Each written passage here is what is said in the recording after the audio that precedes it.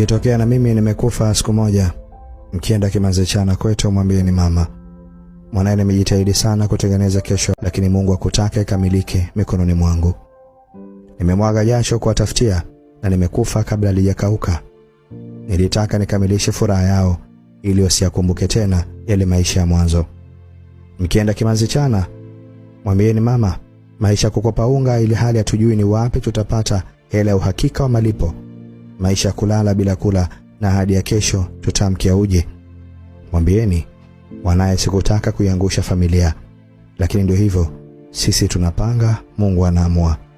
Ukweli haujawahi kukosa maumivu. Mtampa pole sana mama yangu.